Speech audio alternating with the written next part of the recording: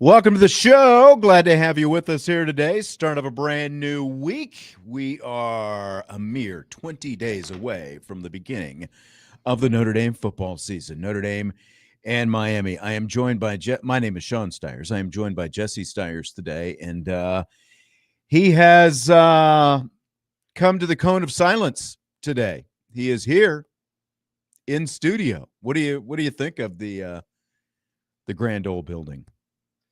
I feel a fish being in here. You do. I feel real legit. Don't pull those headphones off. We don't need echo and everything else going on at this point. But we've got a lot going on in today's show. We're going to start with some comments from Notre Dame linebackers coach Max Bullough. Bryan Driskell, our old friend from IrishBreakdown.com, is going to join us in just a little bit. We're going to talk about the big weekend commitment of Elijah Golden. So we will look forward to that. This will be the second time we've had Bryan on to talk some recruiting since we brought this whole show back here to Sports Radio WSBT and Budweiser's weekday Sports Beat. Craig in the YouTube chat wants to know if the closet is big enough for both of us. We actually have, like this would be a rich person's, size closet, I think. Don't you? This would be a very large walk-in closet. I think so. You might want to slide that microphone just a little bit more in front of you. There, you're just a little. There you go. I think that might be it. All right. The also the AP preseason Top 25 poll released today. Notre Dame checks in at number 6. Texas number 1 for the first time ever in the preseason poll. I just heard that on the Fox Sports Update. How is that possible? As good as Texas has been over the years, how have they never been number 1 in the preseason poll before? It's kind of incredible when you think of Texas' background in college football. Yeah. I mean, national championships, a lot of very, very. You need to keep the headphones on. What's up?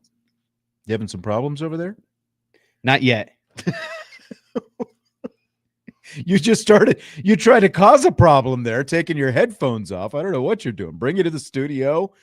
It's like, anyway, Penn State number 2, Ohio State number 3, Clemson, Georgia, the top 5 ahead of the Irish. We'll get into the AP poll in rapid fire in a little bit. And again, Bryan Driskell is going to join us to talk about Elijah Golden coming up. But we got it.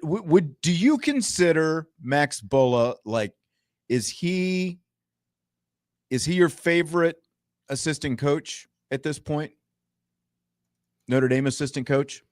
I think he has to be, considering he does linebackers and he's just the most intense every day. He definitely is. You're thrown off by something. What's going on? Are you getting an echo or something? Of myself. You're getting an echo of yourself. I don't know how that happened. How about now? Let's see. It's still there. I'll get over it though. I heard just a shimmer of one, but not very much.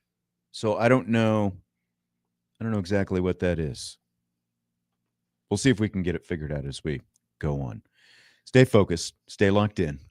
Stay thirsty. So, Max Bullough, Notre Dame linebackers coach, highly energetic and informative as always when we got to talk to him this weekend. And we talked to him about a lot of different players, different things regarding the linebackers, different concepts, the whole thing, including what the rotation is going to look like. Because last year, there was a 5-man linebacker rotation. You had Jack Kaiser, you had Jaylen Sneed, Drake Bowen, Jaden Osbury, and Kingston Viliamu-Asa. So Kaiser is gone now. Those other 4 guys are back. So, Max Bullough, what's the rotation for the linebackers going to look like this year? Right now, it's a 4-man rotation. Okay. It's a 4-man rotation right now. No different than last year. You're just taking one person away, and then we have guys that are, obviously are trying to get into that are in that bubble that want to get up to the next bubble, and as they grow and as they become ready for it, they will be. All right, so there you go. What do you think? 4-man rotation this year, Jess? Yeah, I think that a 4-man rotation makes sense considering, you have Bowen, Sneed, KVA, and Osbury. I guess I'm a little bit concerned about someone like Madden Faraimo, getting him on the field and keeping him happy. I think last year it made sense considering you had Kaiser and you needed to find a way to get his leadership on the field. But we'll see. I think 4 seems a little bit too small. And I like 5 better considering the talent that the linebacker room has. And so how are they going to keep all the mouths fed is my biggest concern. Yeah, and there are guys besides Madden Faraimo as well. Yeah, you obviously do have Teddy Rizak and, some other guys like Zinter has already moved up to defensive end. I think we're going to see less of the Rover this season. I think that is part of it, because it seems like. Yes. Yeah. And so it seems to make more sense because right now you've got Drake Bowen as the middle linebacker. You've got Jaylen Sneed as the will linebacker. Those have pretty consistently been the number 1. And then, the other duo, part of the duo, I guess, is KVA at number 2 at Mike and Jaden Osbury number 2 at will linebacker. Now, again, we'll kind of get into, I think we've got some of what, he says about it. As they're rotating, there will be mixing and matching and those kind of things. But in general, those are the 2 units. And I think that those guys are going to kind of ride together quite a bit. So I don't know that you necessarily, with less of the Rover, I don't know that you necessarily need a 5th guy at this point. And you'll hear a comment specific from Bullough on Madden Faraimo here in just a second. Do you want me to go ahead and get into that? Let's do it. All right. So the 5-man rotation, of course, last year included Kingston Viliamu-Asa as a true freshman. And I think that a lot of people thought that current freshmen Madden Faraimo might join those 4 from last year, and Jesse kind of alluded to that just a second ago. So what does Faraimo need to do at this point to get into the mix? If I had the cut queued up and ready to go, you would have would have been like magic, and I just would have played that. But where did it go? I hate when they start mixing themselves up a little bit. Yes, I know. Here we go. Just like any guy that comes in and starts playing football in college, okay, first they have to come in, they have to learn the defense. They have to learn where they're supposed to be. They have to learn how they align, where their alignments are, who they're working with. And then they have to be able to do it real live against an offense. So it's got to slow down. They got to learn it. They've got to talk to you in a meeting about it. And then they got to be able to go do it full speed against the offense that we're seeing every day. And that takes that's a process. Some guys, like we saw last year, are like Kingston didn't take very long to do that. We all know it was kind of insane how fast Kingston was ready to play. Right. I think Madden is on a great track to be exactly where he's going to want to be throughout this, at the end of this season. But he is progressing each and every day, and he is doing the things that he needs to do to put himself in position. But there will never be a time where someone's going to play because they have talent. You will play when you are executing at the exact same or higher level than those 4 guys that have played. So what did you think, especially about that last part there? You're not just going to get on the field because you're a talented guy. You've got to actually execute and prove that you deserve to be on the field in that mix with those other guys.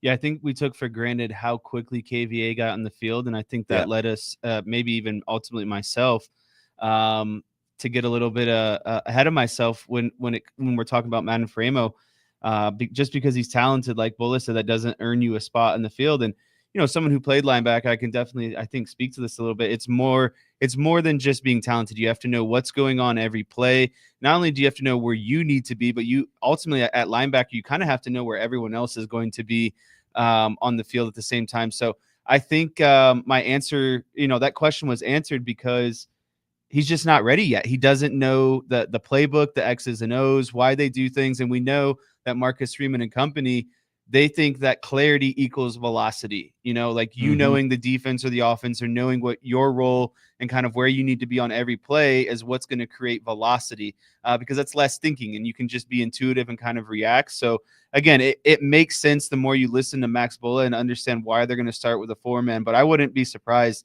if that changes to a 5-man, depending on how quickly Faraimo can learn the defense and really ultimately probably lead a defense. And I think another thing too is they want all their linebackers to be multiple. They want them to play all the positions. So maybe too, Faraimo might have a good understanding of his position, but does he have an understanding of all the linebacker spots right now? Yeah, again, and that's going to be part of that rotation. Like I said, in general, it'll obviously, you've got to start 2 guys, and if the season started today, it would be Drake Bone at Mike and Jaylen Sneed at will, and then behind them again you would have KVA and you would have Osbury as well. Those would be the next 2 guys in. But they're going to be guys, because of what you're talking about, because of the fact that they can be multiple. Someone's going to need a breather. Someone, might get his leg rolled or whatever, and just have to come off the field for a couple of snaps, and you can pop one of those other guys into those spots as well. It also felt like, though, that they let KVA kind of play that edge position and just brought him as a rusher last year. So again, I'm a little bit, still kind of confused, because why can't you still do that with Faraimo as well? Because that seemed like a way that they were breaking KVA into the defense and getting his feet wet, is taking responsibility off of him and just basically letting him be an edge rusher, bringing him in design blitz packages. So, maybe that's not off the table. Maybe that's something that we do see with Faraimo, but it just feels like, with how highly recruited Faraimo was, kind of how they, I wouldn't say poached him, but, they took him away from USC. You got to keep him fed and you got to keep him satisfied. So I'm looking to see him get involved at probably midway through the season. I think he'll be out there to some extent. He's going to be out there on special teams quite a bit. At some point, I think that he'll be out there, as part of the defense, and playing linebacker with these other guys as well. Maybe again, maybe the rotation expands to 5. I'll let you hear, because I asked Bullough what the next step is for Kingston Viliamu Asa, and maybe that might shed some light on some of the things that you're talking about. I was trying to remember exactly what he said in this clip. I'll go ahead and play it for you. He's had a great camp. Kingston he's a pro. I say it every time he comes in. He takes care of his business. He eats right. He does what he's supposed to do. He knows the answers. He answers any question in the meeting. He's there watching film late. He understands football. He understands spatial awareness. He has some very special abilities in terms of being able to bend, in his shoulder and hip separation. He's a guy that can do it all. I mean, you could line up with the best third down rushers that we have on the team too, and also be what he is at linebacker. So to me, the sky is the limit for Kingston. The sky is the limit, and we plan on using all those aspects that he has. See, and like when he was talking about the bend that Kingston Viliamu Asa has, I think that plays into some of what, like you were saying. Well, Kingston, they broke him in as a pass rusher last year. I think that, again, that is, I'm not saying that Faraimo doesn't have that at all, but because of that bend, because of some of those, abilities to get around the edge, get off the corner, I think that's something, again, that kind of set Kingston Viliamu Asa apart from other linebackers in the unit. Yeah, I mean, it sounds like based off of that clip, he's the most athletic linebacker in the room. And I don't know if you saw this. I think it was this Jets defender, but it was going around social media talking about bend. I mean, his ankle, there was this rusher for the Jets. I can't think of his name. But again, everyone was talking about just his bend basically. And you can see, as he's rushing the passer, his ankle is almost like parallel with the ground. That's how much bend he's creating. And that's kind of what I think of with KVA. So, that just shows me that Faraimo probably isn't as athletic or bendy or, explosive, just overall kind of like KVA is. So that lends me to believe he's going to be more of an inside guy. And I mean, right now they have Drake Bone on the inside, and he's going to be the guy until he leaves. He's a preseason All-American.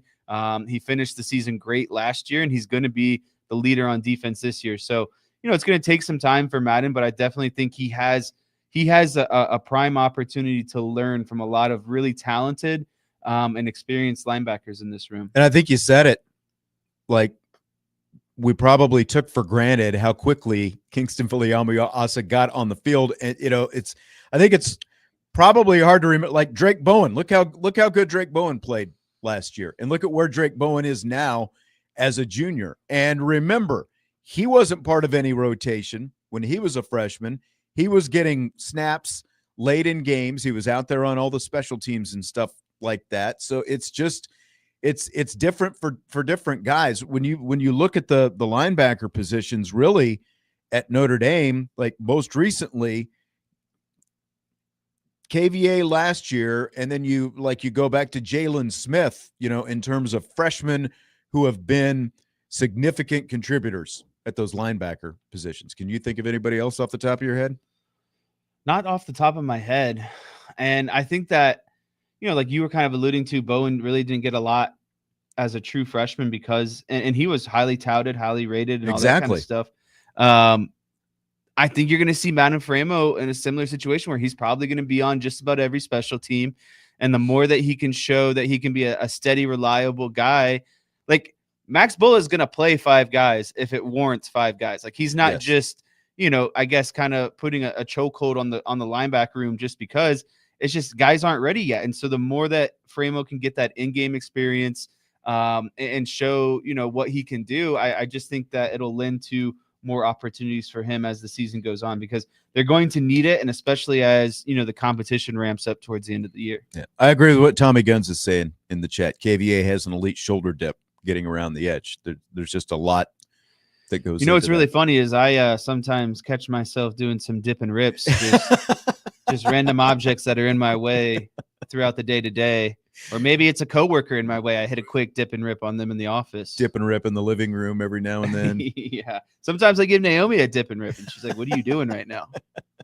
Why are you dipping and ripping on me? What is going on? This is not supposed to happen." So Jaylen Sneed, like speaking of uber talented guys that people were a little bit impatient, like it took Sneed longer than he thought it was going to take to be a significant contributor, and it took Sneed a lot longer than a lot of other people thought it was going to take to be a significant contributor. But here he is. He stuck with it, never entered the transfer portal. He's done a little bit more every year, and he's consistently been the number 1 will linebacker next to Bowen at Mike when we've been out there. So here is Bullough on where he says he has seen the some continued growth from Jaylen Sneed since the spring. It's all about the consistency in my footwork, consistency in my eyes, consistency in my stance. And then now you got to learn to do that when we practice in here and it's like this. And it's a whole different thing when we practice outside or when we go play our first game in some heat. It gets hard. You got to be able to fight through it and still do your job the way that you would do it if it was the first rep of practice. So that's something that we're always continuing to work on. And to be honest with you, block 3 is where a lot of that shows up. I think there's going to be a lot of emphasis on that this block. But it's been his footwork and his contact balance. They're getting into block 3, as Max Bullough was saying. Are you impressed that I remembered that I needed to bleep the S word there in the middle from Max Bullough? I'm impressed, but I think it would have led to a better radio content had you not.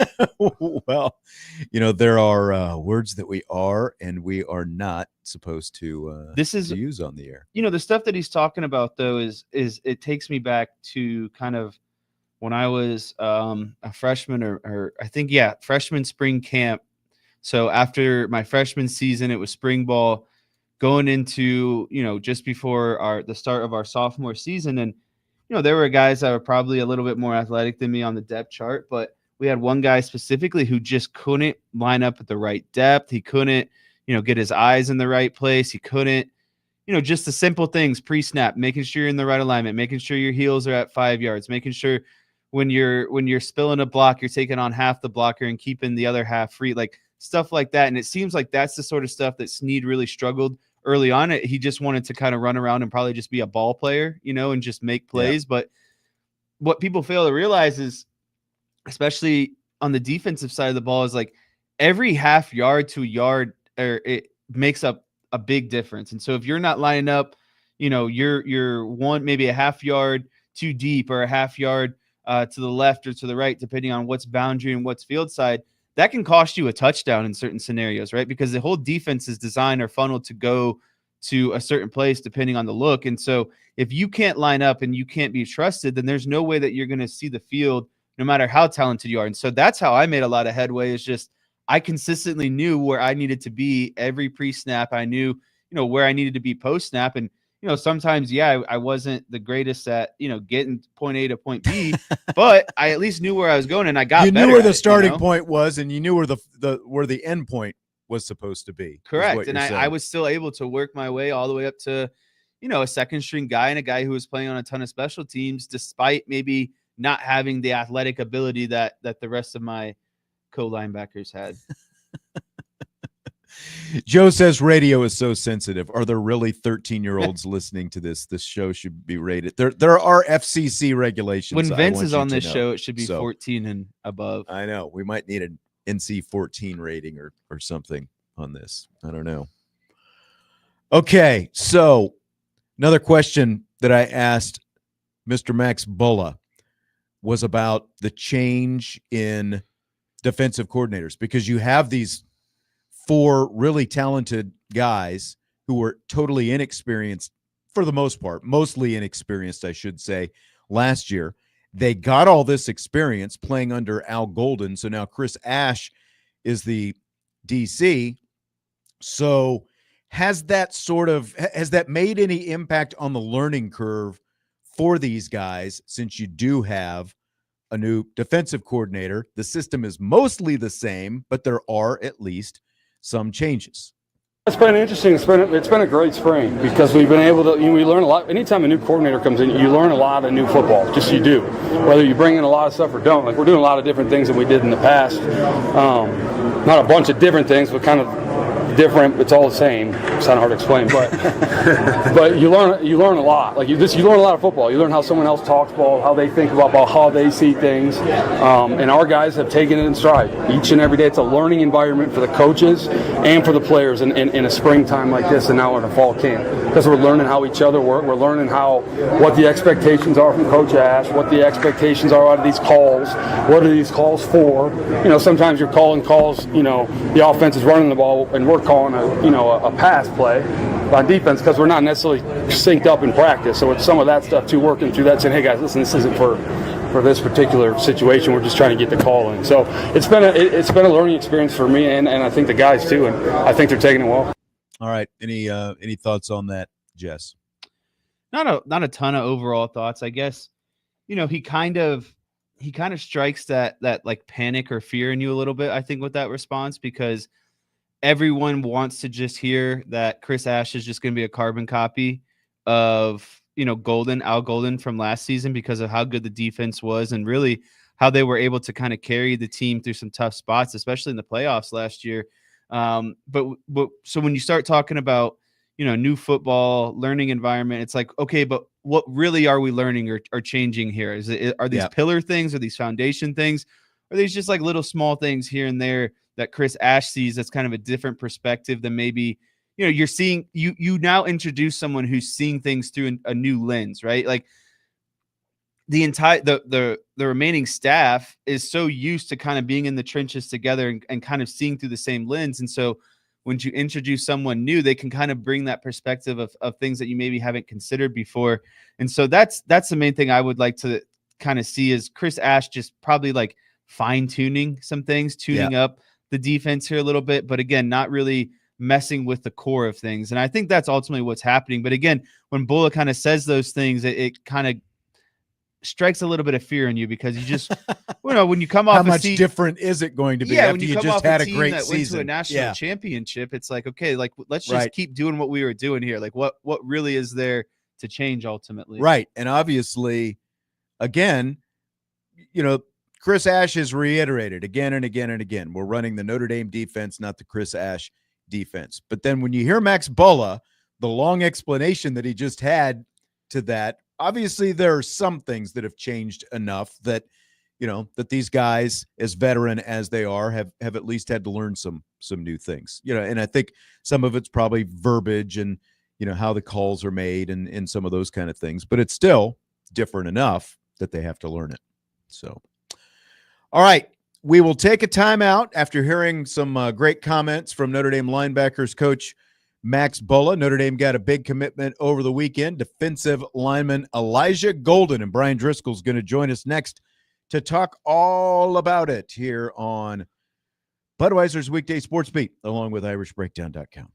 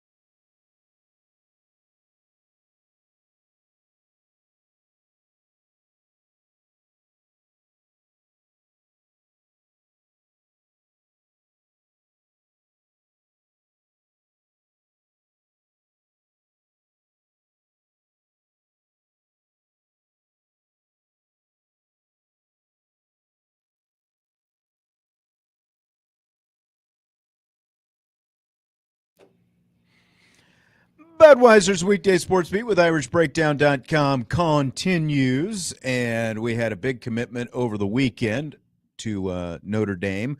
Defensive lineman Elijah Golden from Sarasota, Florida, and Bryan Driskell is with us right now to talk about it. How are you today, my good friend? Doing great. I mean, camp's getting halfway through almost. We're 3 weeks flying by. Notre Dame kicking off, 2 weeks from college football kicking off. And Notre Dame got a big-time commitment to get them to 27 commits in the 2026 class. It's crazy. Let me ask you about that, because 27 was unheard of not long ago. And did I miss something? Is it unlimited pretty much now with these new roster limits and all this stuff? It is, but there was always a rule where you could go over 25 depending on how many you got the year before. Right. And right. so that was always tied into a little bit as well. But yeah, those limits were done away with a couple years ago. You can sign 30 plus kids if you want to. You just have to fall within the overall scholarship number. Gotcha. And I think it was needed in this era of the portal where guys could just leave. You could lose 30 plus guys to the portal, which teams have literally lost about that many players. Go look at Purdue, and I think it was we were talking about an ACC team today. I think it was Wake Forest who lost like 27 players and added like 30 something in the portal. You have to be able to sign more kids nowadays. So true. It's just the new reality. Very true. Well, Elijah Golden, 6'4", 270-ish pounds, kind of in that range right now. Again, defensive lineman. So for starters, Bryan, what jumps out at you about Mr. Golden? Well, he's just a really explosive kid and a really athletic kid for a bigger guy. He projects as a defensive tackle. He's going to easily be 300 plus pounds. You look at kind of a career arc that Riley Mills went through, where Riley came in, played some on the edge his first year, but you always knew he was going to transition inside.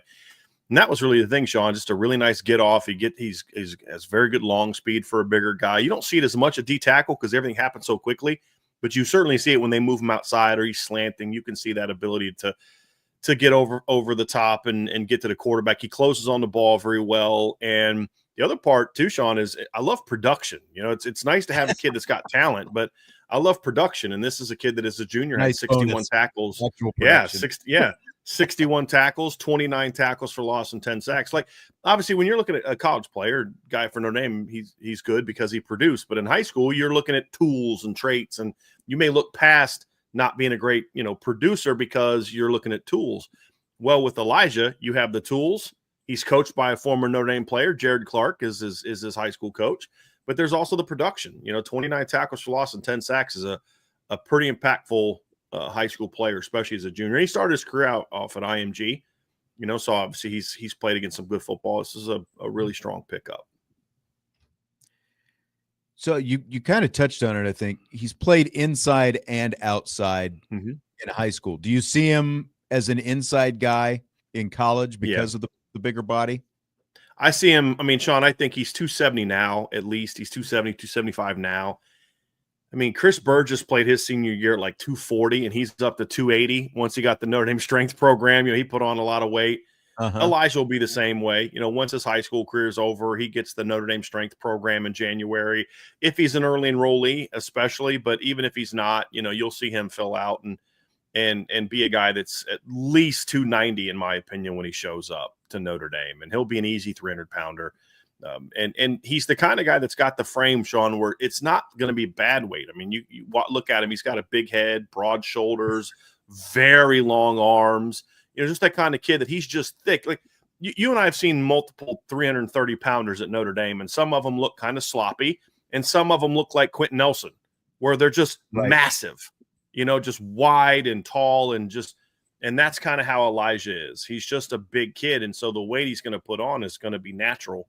And he's a kid that I view as he gets into a strength program and puts that weight on, you're going to see even more explosiveness from him athletically. The athletic tools are outstanding. The only thing kind of, when you say what he needs to work on, it's a lot of technical stuff, but the physical tools are outstanding. And that's why Al Washington's been recruiting him since his freshman year. Yeah, I realize I'm going to throw a big name at you. And like, do you see a little Aaron Donald in this guy? But his high school production certainly matches that. Yeah, and that's the thing. He's playing against high school kids, so it's like, that's a quite a big name. Here's where I say, okay, here's some things I see. Aaron Donald had very powerful hands, and I think Elijah has that. You watch him play. You look at a defensive lineman. A lot of times they're just winning on talent, but you look at Elijah, guys get on him. He's able to lock him out. He's able to, he plays against a big lineman, bend their backs and get them, push them off the line. And so he has that kind of power. I don't think he has Aaron's explosiveness. Not many do. Yeah. And the big thing for Elijah, he's got to learn to play with better pad level. He has a bad habit to kind of like get tall off the snap, which makes him a little bit easier to block, but he's so big and he's so powerful that he can kind of still discard, high school offensive linemen. But you try doing that to Charles Jagsaw, or you try doing that to Billy Schrouth or Ashton Craig, and it's not going to go real well for you. So those are technical things. If you've got the physical tools and you just got to get coached up, I mean, that's what Al Washington gets paid the big bucks for, is to coach these guys up.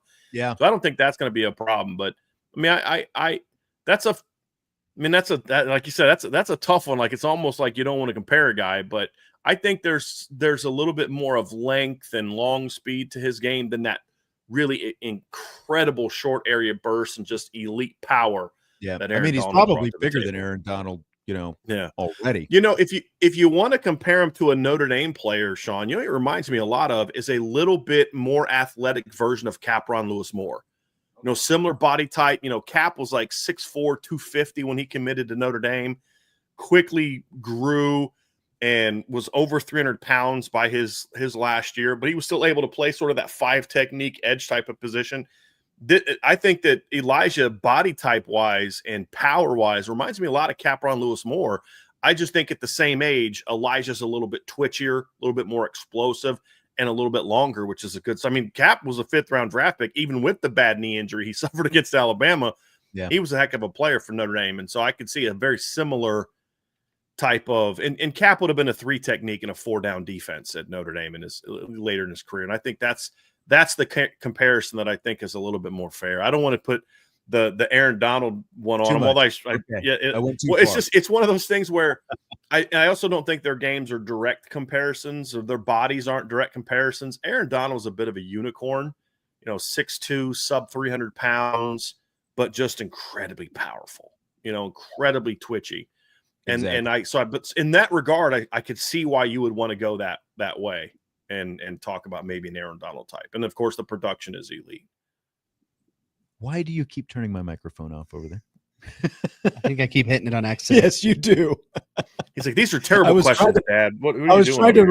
I was trying to respond to Brian a couple times, and I'm like, I just said something, but it didn't come on the air, and my microphone is off. So this is, regardless of who he compares to, the 4th defensive lineman in the 2026 class. In terms of Al Washington, how important is that for him? Especially not just the numbers, but the quality of the guys they've gotten with these 4. That's the big thing right there, Sean. I mean, this isn't really a numbers class. They signed 5 last year. They've had years where they've had bigger numbers. Here's 2 things that I love about this class. Number one is you got elite players, and you beat big boys to get them. I mean, you beat Georgia to get Ebenezer Utade and Rodney Dunham. You beat Alabama and Oklahoma to get Elijah Golden. You went down south. I mean, Dunham is from North Carolina. Utade is from North Carolina. He's originally from Virginia, but's played high school ball in Florida. And then Tiki Hola is from Texas. So that's important. But the other part, too, is what I like, Sean. I mean, you've heard me criticize Texas A&M's elite D-line class a few years ago. And I was like, there's like 5 guys that play 2 positions, 6 guys that play like 2 positions. They can't really play together. You've got 2 pure edge players in Dunham and Utade. Tiki's that 6'4", 300-plus pound, A-gap player. And then Elijah's that sort of swing guy, can maybe play some 5 technique, can definitely play 3 technique, penetrator. So this is a group that fits perfectly together, and that's an important thing. They've literally signed 11 or commitments from 11 defensive players, Sean. 2 ends, 2 tackles, 2 linebackers, a nickel, 2 corners, or 3 corners, and 2 safeties. I mean, they've literally signed a starting caliber defense. And when you are able to land players that can play together, that's so important. And I think that's something Marcus Freeman's staff has done a great job of. But Al Washington needed this big-time class to say, hey, guys, I can recruit at an elite level. And this certainly does that. Best Notre Dame defensive line class since when? Like, where would you put this? Since group? 11. Okay. Like, the only class from 2011, that was the Aaron Lynch, Stephon Tuitt, Ishaq Williams, Tony Springman, Anthony Rabasa, Chase Hounsell class. The 2016 class was outstanding. That was the Dalen Hayes, Julian Aguara, Khalid Kareem, Adi Takumba, Ogundeji class. The reason this one is better is because all four of those guys did what, Sean? They played two positions. They all played end, and they had to rotate together. None of them could play inside. What makes this class better is it's very comparable towards elite talent. But as I said, this group can play together. You don't have four great ends. I mean, that 16 DN class, all four of those scholarship defensive ends they signed got drafted in the 5th round or higher. Think about that. One defensive end class produced 4 NFL draft picks at defense. But who's playing nose? Who's playing 3 technique? Right. This group can play together. And then the end class in 2011 was better because you had Lynch, Tuitt, and Ishak, slightly better than these two. But their tackles were Tony Springman and Chase Hounsell, where this is Tiki Hola and Elijah Golden, who were top 100 caliber players. And that's what makes it so good is it's the balance plus high impact talent, right? It's great to have numbers, but you need impact players. And as I've pointed out in our show when we broke down the commitment, think about the last 4 national champions, Georgia twice, Michigan, and Ohio State. What's one thing for sure all 3 of those teams had in common? They all had great defensive lines. And Notre Dame's been a pretty good defensive line. They need to become an elite defensive line. Yeah. Bryce Young's, Boubacar Traore's, guys like that help. But getting this kind of class can take it to the next level, especially if you can kind of start stacking classes like this on top of each other. And I think what's also impressive is they had all those visits back in June, and I believe that there were 12 uncommitted guys who visited in June. They've got commitments from 11 of them now. If my and the only one that they didn't get, they basically passed on because they brought 3 tight ends in, and they got the first 2 to commit, and then they told the other kid, Evan Jacobson, like, hey, if you still want to come, you can come, but we're kind of good at tight end. So think about that, Sean. Of all the kids that visited in July, they landed every single one of them that they wanted in the class. That's big time recruiting right there. Man, no kidding. So are they again 27 commits? Are they done with the 26 class, or they still for now here and there? Any smart coach and any smart recruiting operation is always going to have their eye out for let's say a kid at a position comes along and he has a great year, or another defensive end or another defensive tackle who's a big time player likes what you're doing. You may stay on them and talk to some kids. You also have to make sure you're staying on players in case what's one of your guys in your class gets injured. What if one of your guys' class flips? You can't then start over from scratch. So they do a pretty good job of that, talking to players. There's quarterbacks they've got, that they talk to on the back end, just in case something happens with Noah Grubbs. But overall, Sean, if they ended this class with this 27-man group, I think they're thrilled. But you'll hear some, they're going to do their due diligence and make sure that they're on it. But the primary focus of recruiting now shifts on to keeping this class together and then adding another one just as good in the 2027 cycle. All right. Sounds good. Bryan Driskell from irishbreakdown.com talking about the commitment of Elijah Golden to the class of 2026. Thanks, Bryan. How does a guy named Gold not come to Notre Dame, though? Seriously. I can't believe we're doing that. Right? Like, come on. Like, isn't it like by law? Dallas Golden last year, Elijah Golden this year. I was going to say, no, you've got the second Golden in a row. Yeah. Like, it should be like a rule. Find those guys. Shine their helmet. Thanks, guys. Get one every year. All right. Talk to you later. Bryan Driskell. Check out all his stuff at irishbreakdown.com. And, of course, you can subscribe to the premium Irish Breakdown boards and find all the juicy premium stuff if you're not already a member. Most of our listeners / viewers in the live YouTube chat know that, but we've got to let everybody else know that as well. With Jesse Stiers, I'm Sean Stiers. We'll take a timeout. We'll come back. We'll wrap up this hour. We might have time to squeeze in another Max Bullough comment or two, the Notre Dame linebacker coach, before we wrap up hour number 1 and get to rapid fire in hour number 2. Budweiser's Weekday Sports Beat with irishbreakdown.com.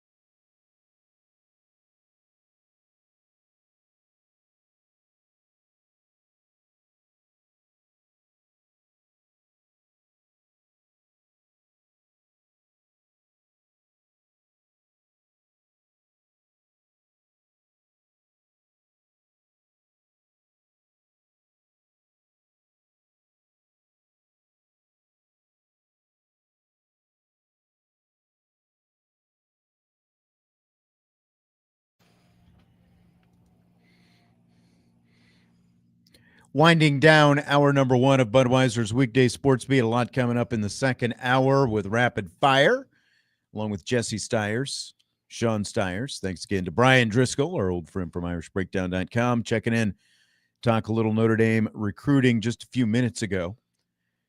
So I think we've got time for a little bit more Max Bullough, Jesse, before we wrap up the first hour. I will start with this. It is hot, you may have noticed. We know that it's going to be hot in Miami, and we were talking about the rotation of the linebackers.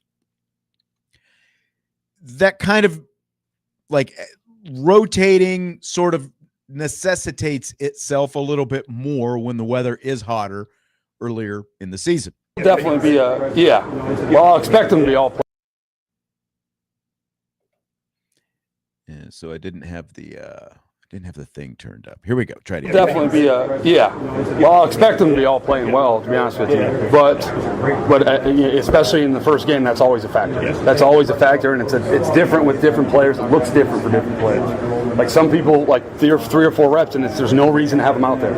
Other people, 3 or 4 reps is when they really get going. So it's just kind of a case by case basis. I do think that game is going to be one that we're going to have. That's going to be more based on we need fresh legs out there. And every game is different. It's its own animal. I mean, it feels like with the Heat, and again, they overcame the Heat last year in Texas. They'll get the Heat thing again in South Florida this year. But like cramping and stuff like that, like isn't that the biggest thing that potentially would slow these guys down? Another year, another question about the Heat. I can tell you from experience, it was hot as heck here in South Bend this weekend. It was 90. But it felt like 100. I was walking around Art Beat downtown sweating. Can't imagine how these guys were feeling on the field. It really makes no difference, in my opinion. The Heat, to me, the Heat was always kind of a good feeling because it got you sweaty, you got warmed up, you loose. That's when you knew you were playing football, is when you were hot, sweaty. You feel the sweat fall off of someone if you hit them hard enough, right? And there were guys too who would wear visors on the defensive side of the ball. You hit someone, and now your whole visor has sweat, all over. You need kind of like a windshield wiper to get it off almost. But as long as there's no cramping and there's no kind of like physical setbacks, I really, the Heat is just such a non-factor in my opinion. And again, yes, I get it. It's hot down in Miami, but it's not muggy hot like it is in South Bend where the air is thicker. It's actually harder to get some of that intake in because of how thick the air is. If these guys can do it in these muggy, 90, 95 days in South Bend, I have no problem with them going down to the beaches of Miami. Man, I remember handling business. The air is going to be crisper down there. I remember when you were playing in high school here in South Bend, those early, the season starts in August around here. The high school football season is going to start in a couple of weeks. It actually starts a lot earlier here than in a lot of other states. In the middle of August, there was a game that you played, and I just remember having the worst swamp butt just walking around. It was hot and it was nasty. But at the end of the day, both teams have to play in it. It's still just as big. I realize Miami practices in it, and Texas A&M last year practiced in it, but Notre Dame, it's going to be 90s and humid all week long here in South Bend. And I think it's supposed to continue last week. And it was over the weekend as well. So it's hot and humid, all over the place in the Midwest in the middle of summer. And it's just a matter, as Marcus Freeman has said before, it's hydration and hydration. That's all it comes down to. So a lot of people are telling me there is a good amount of humidity down in Florida, so I might have to walk back a little bit of what I was saying. But I guess what I'm getting at is South Bend isn't like this cool, crisp. It's not like you're in Seattle, right? Or maybe even Canada. Arizona, where there's relatively no humidity. Right. It's hot, it's humid, and at some point it all feels the same, I guess is what I'm getting at. You're under all those pads, helmets, pants, knees, socks, cleats. Again, to me, it didn't feel like football until it got hot. Those were my kind of favorite, conditions to play in because you just felt loose. Everything felt good. It's hot. You're sweaty. You're hitting someone. I think Notre Dame will have no issues as long as they can handle the cramping. And that's really out of control of the player themselves. That's kind of on the the nutrition staff to make sure that they're getting, they're pumping their bodies full of everything that they need to that week leading up to. And I think that's the biggest misconception. A lot of it is guys try to cram in, hydration and all that stuff the night before, the day before, but you have to be in preparation all week. It's not just a one-day thing. Right. Exactly. Plenty of the Gatorades and whatever else, high sodium, all week long leading up to it, so that you're not losing any more fluids than you need to. And like Joe said, I mean, there's IVs available. That's the first hour of the show. Second hour of the show, rapid fire. We'll get into the AP poll that came out today. Little Penn State, little Joe Rudolph, extra comment from him talking about the two tackles, Anthony Knapp and Emil Wagner. You're bringing up more preseason polls, I see. You're right about that. Gets the people going. Yep, we'll do that. Rapid fire, hour 2 coming up next.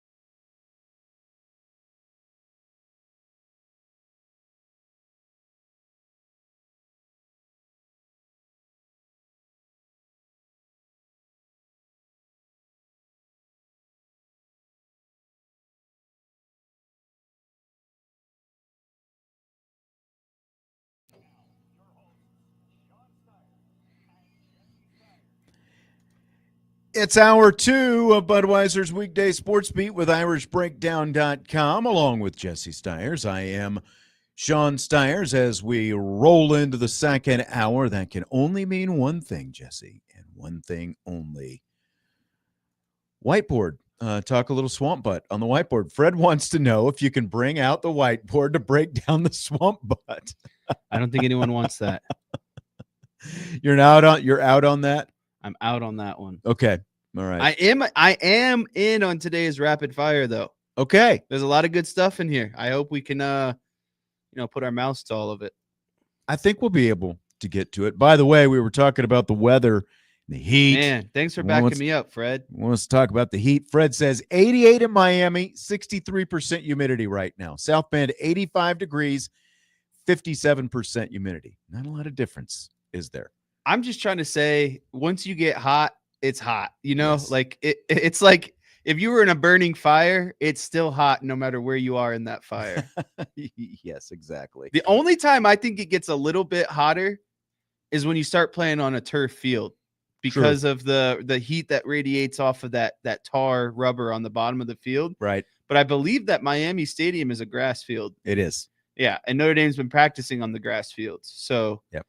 It's actually going to feel a bit cooler. And a lot of people have pointed out too, it's a 7:30 kickoff, right? Like, look, this is all the same stuff we were talking about last year. I think any oxygen. But people love to bring it up. I know. I think any oxygen we give it is too much oxygen. It's a non-story. It was a non-story last year. It's a non-story this year. Newsflash. Check the box, though. Newsflash. It's August 31st. It's still going to be hot no matter where you are in the continental United States. So everyone's going to be playing with some heat those first few weeks of the season. That's how it goes every year. The AP preseason top 25 was released today. Notre Dame checks in at number 6 in the poll. It's Texas at number 1, followed by Penn State, Ohio State, Clemson, and Georgia in the top 5 ahead of the Irish. Do you buy or sell Notre Dame at number 6, Jesse? I really want to say hold, but I know that you're not going to let me say that because I'm not buying it. I'm not selling it. I went into this last week about how I feel about preseason polls and just kind of how obnoxious they are. And I wish I could bring some of my – I love to follow Chris Fallica. He used to be the guy on Bear, right? Yeah, Bear on College Game Day. College Game Day, because he's got so many little tidbits about, like, there's always at least one team in the top 10 that falls out by the end of the season. There's always a team that jumps into the top 10 that wasn't even ranked at the beginning of the season, right? So I'm going to say sell, because I think the only team that's ahead of Notre Dame that shouldn't be is Georgia. And so if we're going by definition, I would have to sell, but I'm completely okay with where Notre Dame is at. And that's why I would ultimately like to go hold, because, again, you're going with schematics at this point. If you really want to argue, well, Notre Dame should be ahead of this team and Notre Dame shouldn't be ahead of that team. Like, I feel on paper, Georgia has more to replace than Notre Dame does. Notre Dame's been recruiting at the same level as Georgia. Their recruits are having the same impact as Georgia, and they just beat Georgia this past season. But everyone else, I'm completely okay with. Notre Dame's the only one of the top 7 teams that did not get a first place vote in the AP. If they had a returning quarterback, they probably would have. Probably would. And they'd probably, if they had a returning quarterback, they might be a preseason number 1 right now after going to the national championship game last year. As Joe says, Brett McMurphy, being Brett McMurphy, gave Georgia its only number 1 vote, and that was the difference in Georgia being ahead of Notre Dame instead of behind Notre Dame.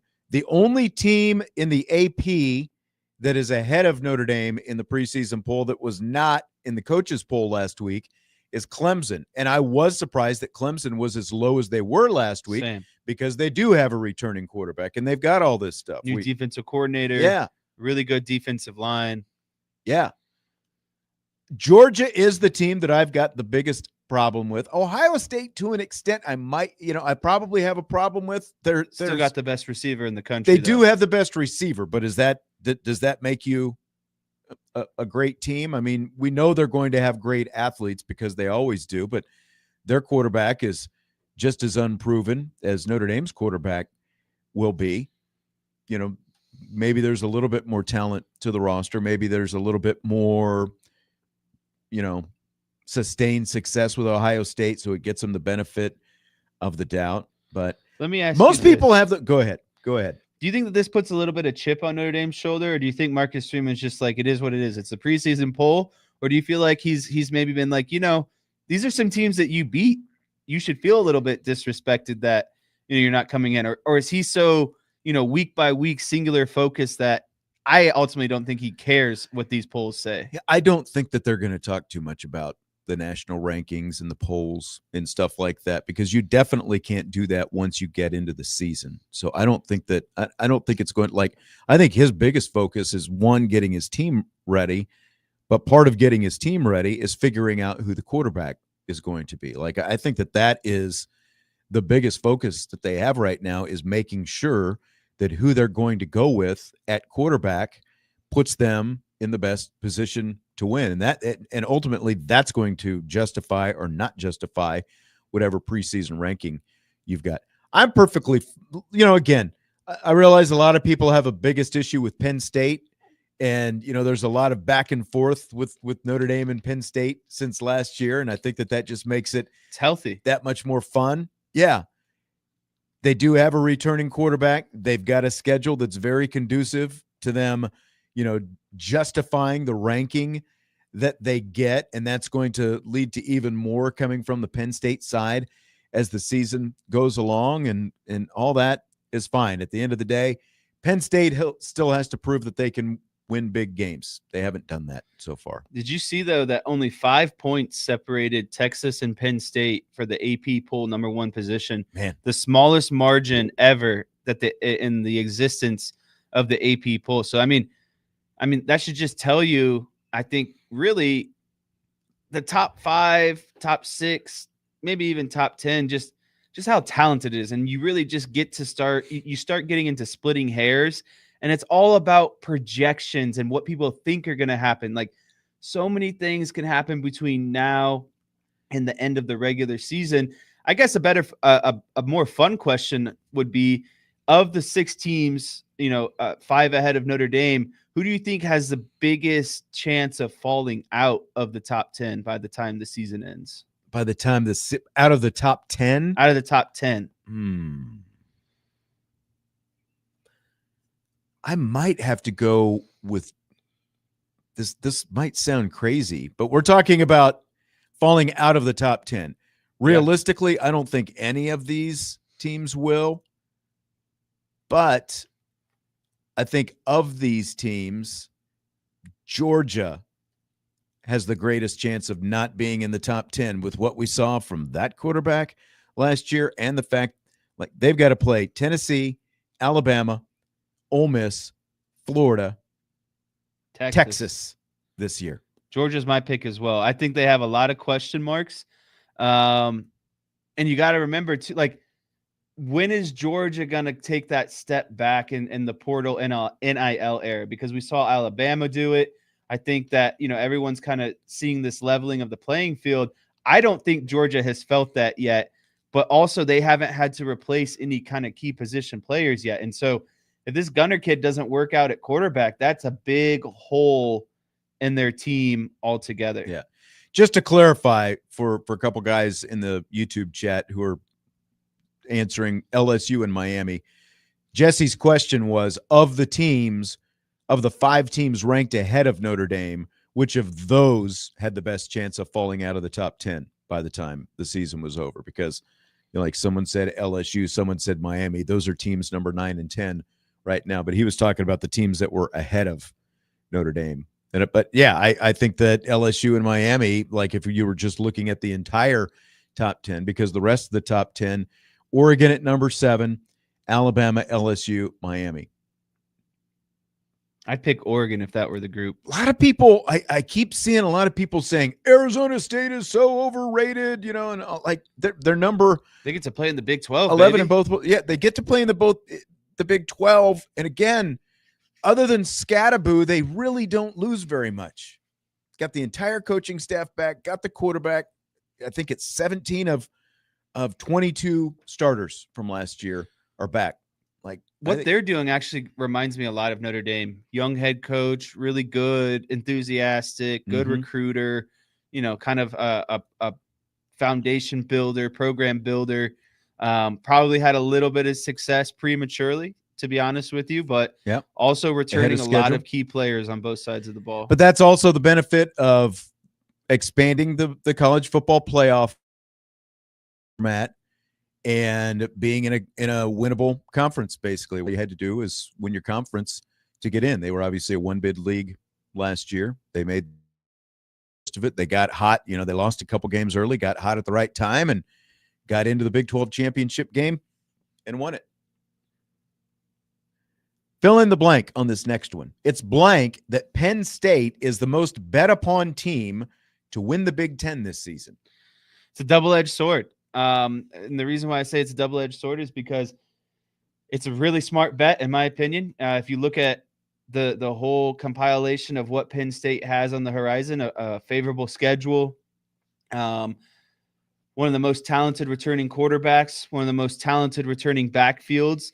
Obviously, the wide receiver position is going to be a question mark, but they got a lot of guys to transfer in at the wide receiver position. But, are they going to be able to throw the ball to them and efficiently, run an offense that isn't just funneling through a run game and a tight end, essentially? And then on the defensive side of the ball, you can make the argument that they have one of the most, draft-heavy prospects, defensive groups in the entire country. They're getting one of the top defensive coordinators to come in there and play, coach ball. So, it definitely makes sense. But the reason why it's a double-edged sword is James Franklin is still your head coach at the end of the day, and he has not won a monumental game yet. So 20 times yes. On paper, it seems really good, but then on paper here, you see James Franklin is etched in as head coach. You're like, well, what has this guy done?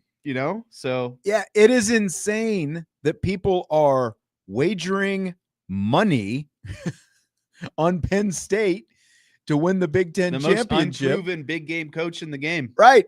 You're wagering on a coach who has won nothing to win something this year. Like even last, I think they gave Oregon a better game than a lot of people thought that they were going to give them last year because of the fact that Oregon was undefeated. I didn't think they'd go blow in for blow like that. Yeah, I didn't either. But James Franklin has still won nothing, and everyone is just pushing so much of their chips in on James Franklin and specifically on Drew Aller as well. Again, this is an experienced quarterback, so I'm not knocking Drew Aller, but you're absolutely right. They've got him at least a nominally better receiving core than what they had last year, but they also are now missing their most dynamic playmaker from a year ago in Tyler Warren because he's playing in the NFL right now. So you can have a great offensive line. You can have at least a good quarterback. Again, a lot of people think that he's going to be a first-round draft pick, and you can have a couple of great running backs, but you ultimately have to be able to pass downfield in the biggest games. And that's a big question that they're going to have to answer this year. And again, their schedule is very forgiving. They're going to win a lot of games, but given history between the two, I would be Ohio State is still the favorite. Penn State is the one that people are betting on, though. I would be betting on Ohio State over Penn State right now. So a couple of things, Notre Dame's offense and Penn State's offense have a lot of similarities. Really good offensive lines, really good running backs, kind of unproven wide receiver rooms at the end of the day. But I would give the nod to Notre Dame, even though they have a quarterback who hasn't started a game yet, because I think Mike Denbrock's offense is going to be so much more dynamic and more multiple than anything that Penn State could do on the offensive side of the ball. And then the second part, I guess I would ask you, if you were a betting man, who would you put your preseason future on to win the college football championship? Oh, wow. Man. To win the national championship? Yeah, because the question is, Penn State's the most has the most money on their handle right now. To win the Big Ten. To win the Big Ten. Oh, to win the Big Ten. Okay. Right. Okay. Not to win the national championship. Okay. To win the Big Ten. I still want to take it to the national championship level. I would still take Ohio State to win the Big Ten as well, just because I think Ryan Day actually has, knows how to win some games. And they still have some of the best athletes in the country. But if we're talking national championship, I think it's too wide open. I would not want to wager on any. And this, this goes back to the whole, the polls and the rankings and the whole thing. Like, it is very wide open. Any of these, I think, especially those top 7 teams down to Oregon. I think that one of those 7 teams, Texas, Penn State, Ohio State, Clemson, Georgia, Notre Dame, Oregon, I think one of them is going to win the national championship. I don't think Alabama will. I don't think LSU will. I don't think Miami will go on down the line. I don't think anyone past that. Like if would you feel comfortable those 7 teams against the field, basically? I would. I'll take it a step further. The 3 teams I feel the best about, Texas, Clemson, and Notre Dame. Texas, Clemson, Notre Dame. Okay. I just don't feel confident enough in any one team right now to be wagering anything when we haven't seen any of them play a game, because of the fact that, okay, we've seen a little bit of Arch Manning. We haven't seen Julian Sayin. We've seen just a little bit of Gunnar Stockton. Like, I would actually probably, again, I would push Georgia a little bit farther down the line. Maybe they've got some things figured out. Maybe Stockton is a lot different quarterback than what he showed himself to be in the Sugar Bowl last year. But there are enough questions with most of the, like, it's amazing how many of these top 10 teams have first-year starting quarterbacks this year. I just think it's the expectation at some of these places now. You're a top program, having and this should really be kind of the mindset, I think, for everyone, especially Notre Dame fans, is it's just the next guy up. At some point you got to cycle through to the next quarterback, but there really should be no letdown in that level of play. Yeah, there might be a couple of stumbling blocks early on in the season here and there, but nothing egregious at the end of the day. I think you're right. We will take a break. When we come back, we've got more rapid fire, including some comments from Joe Rudolph on his 2 tackles, Anthony Knapp and Emil Wagner. We'll hear that when we return. Budweiser's Weekday Sports Beat with IrishBreakdown.com.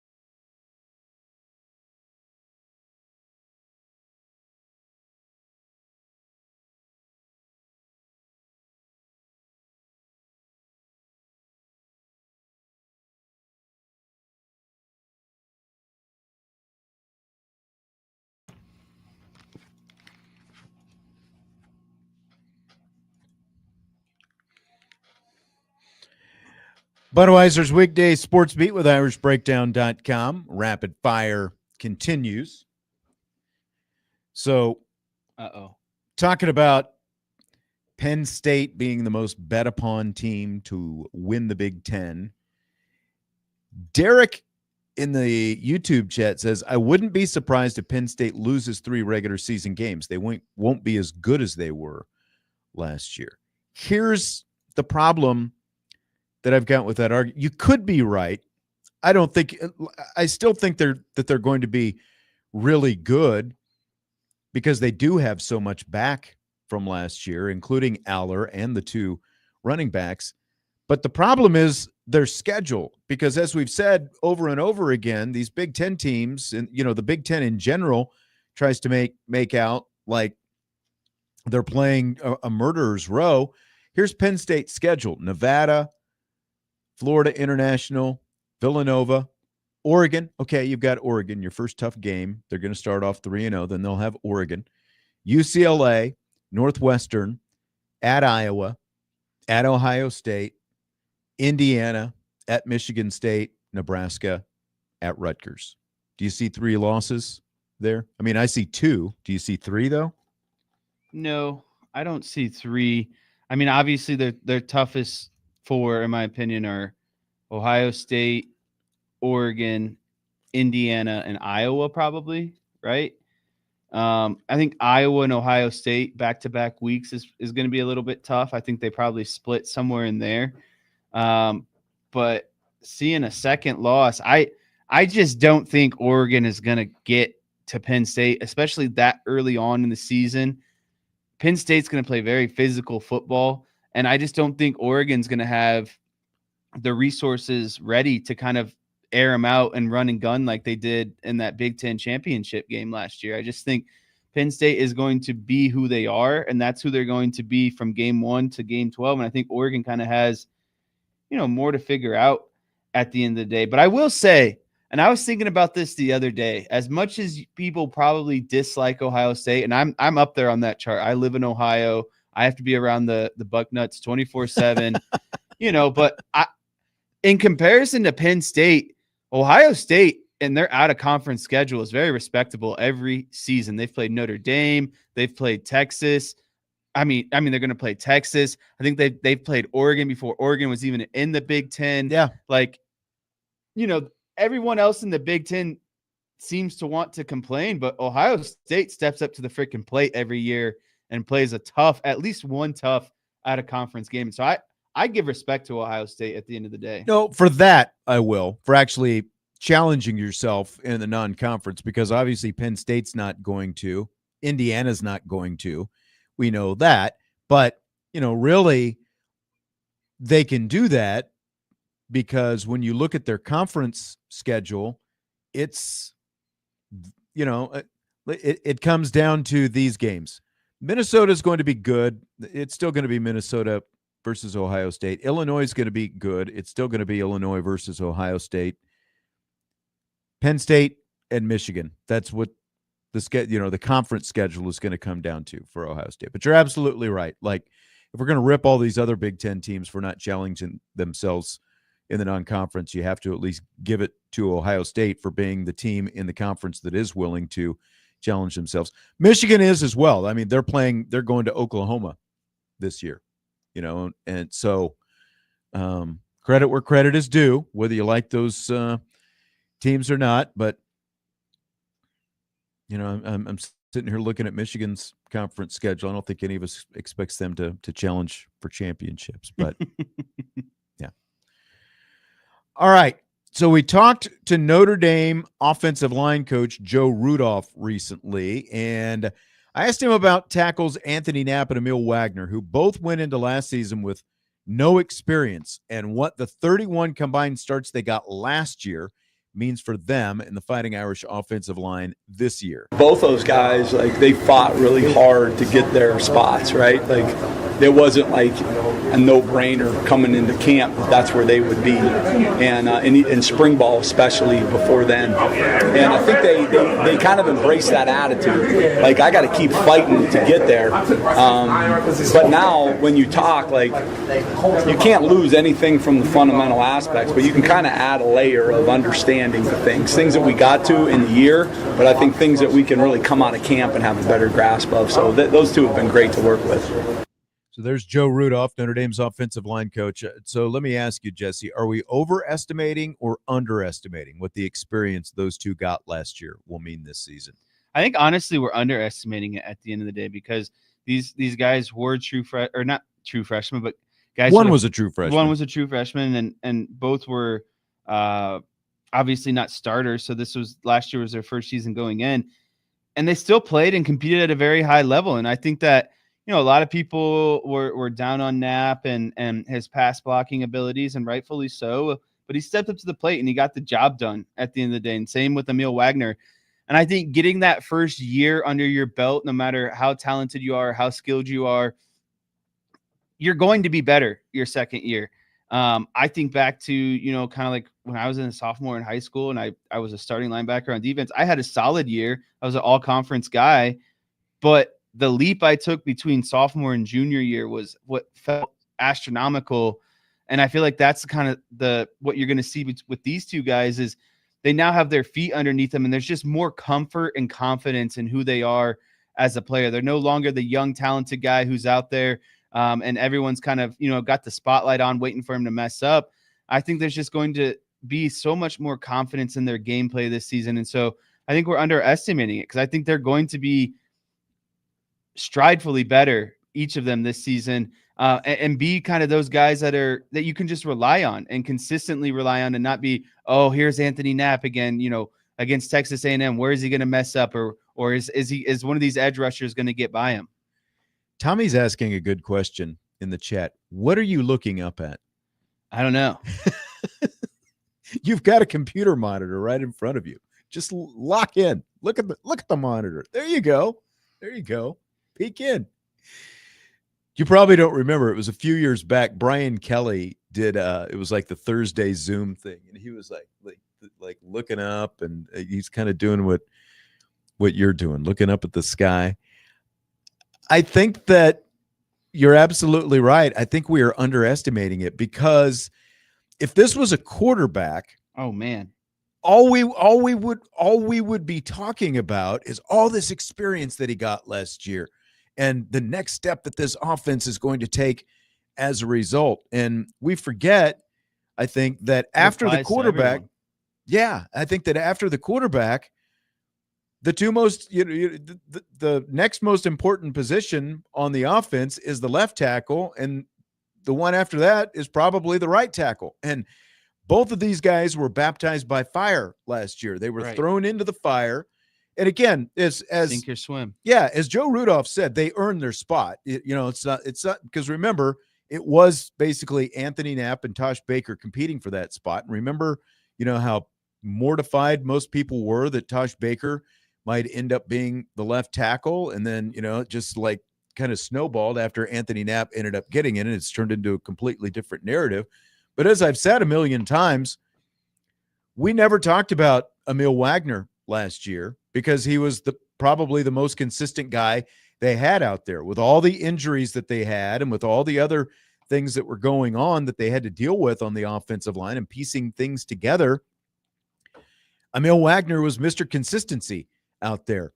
And again, now you've got 31 combined starts at the second and third most important positions on the offensive side of the ball. And I think it's completely taken for granted. Like this offensive line is going to be legit. And I think that, like most people just think of kind of like Christian Gray.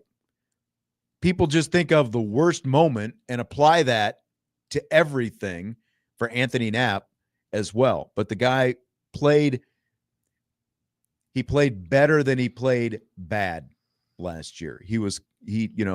Were there things that he needed to work on? Yeah, but he was also a true freshman who wasn't, even strong enough to be able to, completely play that position the way that he needed to. And like that has been a big difference that we've seen in camp so far. So I think it's completely underestimated. So John Gruden recently did a Notre Dame unboxing that you might have seen. We didn't get a chance to get to this at the end of Friday's show. So some of the things in the box. What's in the box? What's in the box? Have you ever seen Seven, by the way? I think so. Morgan Freeman, Brad Pitt. Yes. Yeah, two detectives. What's in the box? Well, there was a lot of stuff in John Gruden's box. I went through and I did his Zapruder film on this. You had a gray sweatshirt with a leprechaun on the front, pair of white Under Armour shoes. There was a charcoal gray hoodie with a "Play Like a Champion" on the back, Notre Dame on the front, couple of blue caps, couple of white caps, cool leather notebook binder with a Wilson football on the outside. I thought that looked pretty cool. Sharp. Notre Dame shower slides. There was a Yeti cooler with a leprechaun on it. And then, as if the cooler wasn't cool enough, he opens it up and there's a helmet inside. A game helmet. Like, do you think there's a little note that says, be sure to open the cooler because there's a helmet inside? It's like as a kid when you open everything up thinking there's another present inside the present. Yeah, exactly. There was a blue Under Armour polo with a leprechaun, leather wallet with a leprechaun, a lot of leprechauns, understandably. Gray Under Armour windbreaker suit, the Under Armour t-shirt with Irish on the front, a green Under Armour t-shirt, a gray hoodie, another gray sweatshirt, a blue t-shirt with a gold leprechaun. I think I got it all. That box, though, Jesse, is blank. That box is ridiculously cool, but ridiculously expensive at the end of the day. That has to be the most expensive box I've ever seen. Like, seriously, all of those items probably are at least $100, right? Because like an Under Armour sweatshirt isn't cheap. I'm sure everyone in the chat knows that. So yeah, that box had to be probably close to like $5,000, I would imagine, of just stuff inside of it, right? And so it is every fan's dream that box just shows up on their front porch and they get to keep everything that's inside that box. Like everything that he kept opening, I was like, man, that's sweet. Man, that's sweet. Man, that's sweet. And then I know everyone's gonna say too, like, I'm on the same boat. I haven't seen half of that apparel before. Yeah, I know, right?